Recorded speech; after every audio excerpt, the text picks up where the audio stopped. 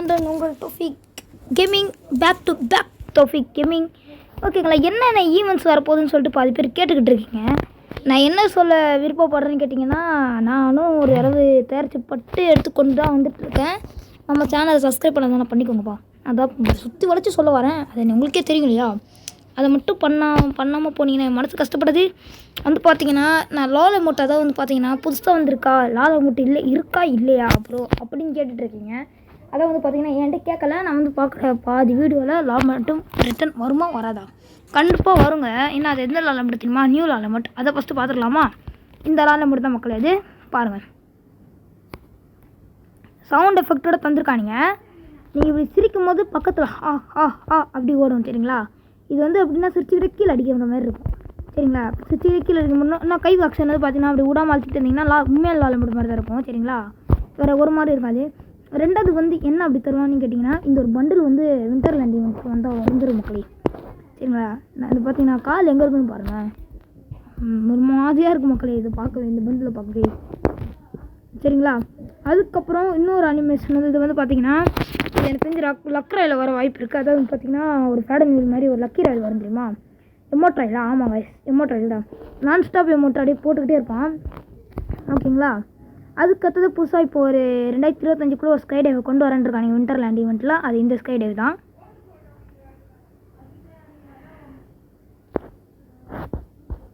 அவ்வளோதான் மக்களே, இந்த ஒரு ஸ்கை டைவ் தான் வரப்போகுது. அப்படியே போகும்போது இப்படி இருக்கும், அப்புறம் போகும்போது அனிமேஷனே செம்மையாக இருக்கும் மக்களே. பார்ப்போம், கூடிய சீக்கிரம் கேமுக்குள்ள வந்து நம்மளும் இதை எடுத்து ட்ரை பண்ணி பார்க்கலாம் சரிங்களா? கூடிய சீக்கிரமாக வந்துடும் எனக்கு தெரிஞ்சு. அடுத்தது இன்னொன்று வந்து பார்த்தீங்கன்னா இது ஒன்றுங்க, இந்த ஒரு லுக் சேஞ்சரு சரிங்களா? நல்லா இருக்குது. லுக் சேஞ்சர் நல்லா இருக்குது. லுக் சேஞ்சரு நல்லாவே இருக்குது. பார்த்தீங்கன்னா இந்த பண்டில் ஆகிடுவோமா? அதுக்கடுத்து மறுபடியும் ஒரு ரெட் கலரில் போட்டு இந்த பண்டில் ஆகிடுவோம். அதுக்கப்புறம் திரும்பி இன்னொரு இதை போட்டு ப்ளே பண்ணிங்கன்னா இது ஆகிடுவோம், நம்மளே ஆகிடுவோம். பார்த்தீங்கன்னா நல்லா இருக்கும்ல இது. அதுக்கடுத்தது இன்னொரு எமௌண்ட் வரப்போகுது, ட்ரீம் ஷோன்னு சொல்லிட்டு ஒரு அமௌண்ட் வரப்போகுது.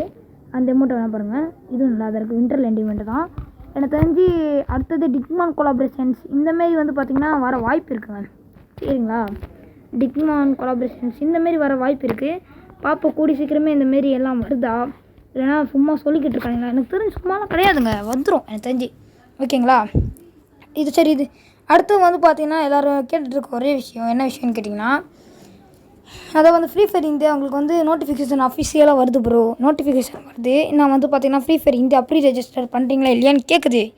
இருந்தாலும் வர மாட்டுது ப்ரோ அப்படி சொல்லிக்கிட்டு இருக்கேன். ஏன்னா அது வந்து பார்த்திங்கன்னா இந்த கரீனா வந்து லாஸ்ட் இதில் இருக்குன்றாரு. அதான் வந்து பார்த்திங்கன்னா லாஸ்ட் ஃபைனல் ஸ்டேஜ் இது இந்த ஃப்ரீ ஃபயர் இந்தியா ஓகேங்களா?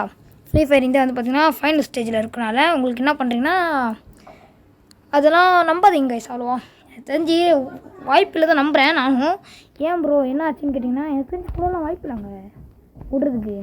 எனக்கு தெரிஞ்சு அடுத்த வருஷம் அதுதான் கதையே சரிங்களா? இதோட இந்த வீடியோ முடிச்சுக்கலாம். என்ன பண்ண பை பை டாடா சி யூ குட் பை.